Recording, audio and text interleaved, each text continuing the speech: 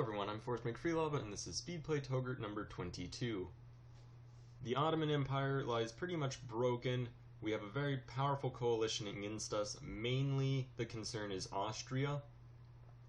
Persia is in it as well, and we're probably going to declare war on Persia, which would bring the Austrians in and make it so it's pretty easy for us to win the war. We are also halfway through with the construction of the Suez Canal, so I'm probably just going to wait until the Suez Canal is finished before declaring war on Persia to initiate the coalition war. Mainly because the majority of what we're going to have to do to win the war against Austria is just use our entire navy to smash any of their armies that get separated from the whole of their force. Before we do that, though, we have to increase some of our development by just building some buildings throughout our countryside, and we edit trade a bit. We also go to war with Afghanistan while we wait for the Suez Canal to finish. This way we'll be able to cut Russia off from India and just sort of prevent that from becoming a problem. So we do go to war. We send quite a few troops over. There's a bit of a rebellion in East Africa, but we can handle that very easily. We also have our client states coming over and helping. And there are a few revolts just throughout, but we have a strong enough army that we can deal with that. Afghanistan and their ally Delhi have a very significant force fighting us. It's a bit of an issue. We're going to just send our forces over to deal with that. We also have the ability to become a despotic monarchy at the moment. We're not going to take this yet, as quite frankly it costs us 5 stability. We do get an event, the Sultanate of Touggourt, though. We go ahead and send that off to the Ottomans and see if they'll recognize us. I've never gotten that event before. However, it looks like it just makes us a despotic monarchy anyway. And we can go ahead and upgrade at really any point. I don't yet, as we want to kind of save points. But yeah, for just 2 stability instead of 5, we now have a completely new government, which is fantastic. We're no longer tribal, which kind of is odd that we were a tribe this entire time, but no longer. We are now a legitimate monarchy. There are a few revolts, but nothing we can't handle. You may have noticed we are building a series of forts throughout our European borders, and the war with Afghanistan is pretty much winding itself down. They do have a bit of an army left, and we may have to occupy Delhi, but we're really in a very good position, and there aren't very many concerns. There are a few rebels, but we're dealing with them pretty well, and ultimately we should be in a very good position. We're probably just going to annex Afghanistan, and most likely not take any land from Delhi. If we want to unify Islam, which I think would be a nice goal to have before the end of the game, we're going to need to take out the capital of the Timurids and move a little bit, but not very far, into India. Meanwhile, we declare war on Bulgaria, well, actually we have a very interesting event. Scheming bureaucracy that can turn us into a republic of sorts. We get a regency council, so we go ahead and just move over to a constitutional republic. Admittedly, it's probably going to be a better idea to increase our stability to at least -2, and now we are a constitutional republic.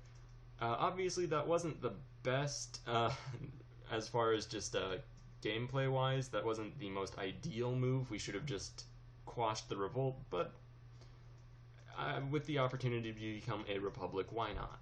Seems like a very interesting thing to do. And just like that, we are a constitutional republic, and we're very close to unifying Islam. We do go ahead and declare war on Bulgaria now. So realistically, we're in a very interesting point. We've toppled our long-standing monarchy, and the war is nearly completed. So overall, fairly good. We do have a bit of an issue with our government, but nothing too serious. And quite frankly, we are in a very good spot. We're going to build up our army even more, and there is a small rebellion in the Middle East. Ultimately, though, our forces are making good progress. Weirdly enough, Delhi doesn't want to peace out just yet, so we may have to actually siege out a large portion of their country. We're bringing armies to bear against the revolts, and we should be able to peace out fairly soon. Now, it would actually cost a very large amount of diplomatic points to get that peace deal, taking provinces from Delhi, so we're probably just going to leave them more or less alone, but still siege them out. And at this point, their armies aren't really any threat. We do go ahead and annex Bulgaria, and we're going to declare war. Really quickly, I'll see what we can get. We'll probably just take one province from Delhi, force them to break one of their alliances, and now we can annex Afghanistan. And with that all said and done, we can core almost everything immediately. We're going to want to declare war on Baluchistan, just to push as far east as we need to. We'll have to go to a quick war with Mewar, but then we'll have everything in India that we'll need to unify Islam, which is pretty much the main goal.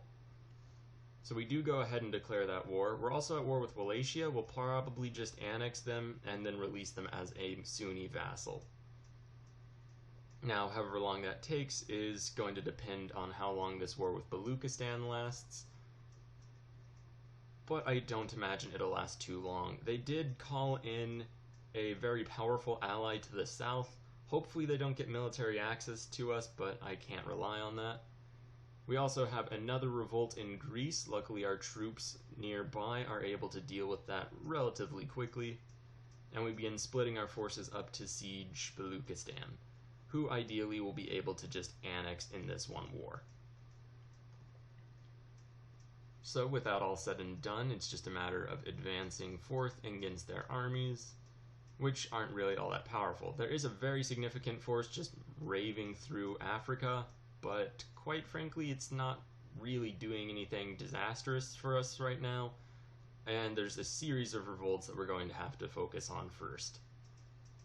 Meanwhile, the revolts are starting to pick up in frequency. Something I didn't consider when we became a republic is that increasing stability is going to be very expensive, seeing as we don't have any republican tradition.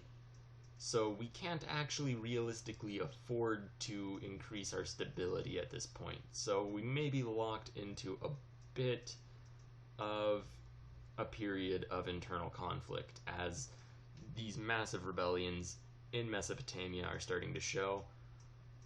Now, at this point, I think it's safe to say that the Middle East is just in revolt, which is a terrible issue. Also, East Africa. We do have a significant amount of forces and a lot of gold. We've finished the Suez Canal, although a war with the coalition is just out of the question at the moment.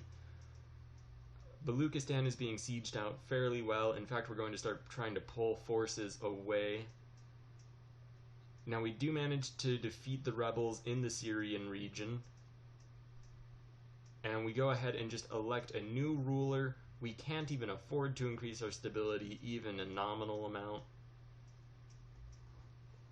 But as long as we keep electing new leaders, we should get our Republican tradition up fairly quickly. Ideally, we're going to get it and keep it as close to 100% as we can. And at this point, we are cleaning up a few of the revolts. We do have to worry about a large enemy army, but hopefully we'll win that battle. And we are just fighting essentially everywhere. We also have division in the council, which is fantastic, and kind of just sums up the situation at large throughout our country. So with that all said and done, we've fully occupied Baluchistan. They won't peace out though because their allies are just still fighting the war. We aren't really focusing on sieging down the provinces the rebels had taken. We'll just let our client states deal with that for now. Eventually we'll probably have to, but while there are so many enemy armies just marauding, it's mainly going to be our issue of just cleaning out all of these rebellions before we worry about taking our provinces back.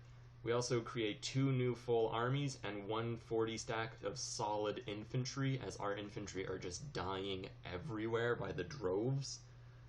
And none of our armies are going to have any infantry at the rate this is going.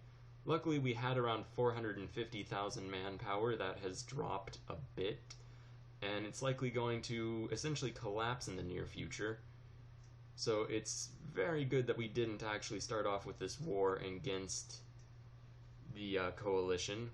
We do get an event that we can take to settle our disputes with our religious minorities, which we do go ahead and focus on a more pluralistic society as a way to hopefully reduce the revolt risk and lower stability cost. At this point, the main thing we want to do is force the major powers into a peace deal. We don't really have any way of essentially projecting force onto them, as we are dealing mainly with our revolution, or a series of revolts. Who would have thought that toppling a long-standing dynasty would destabilize the empire?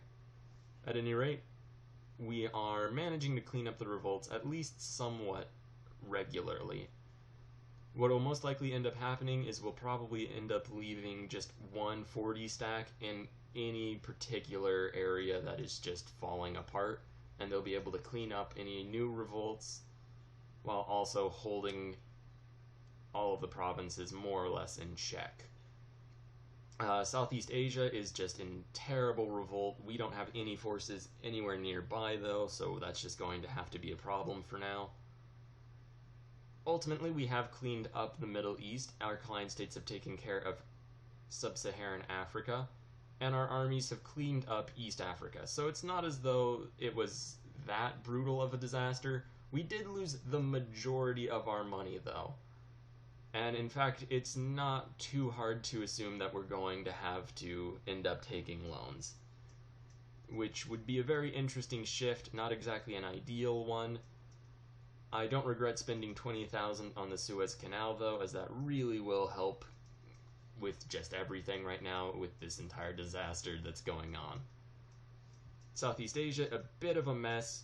Hopefully now that East Africa has been cleaned up, we'll be able to send a few troops over.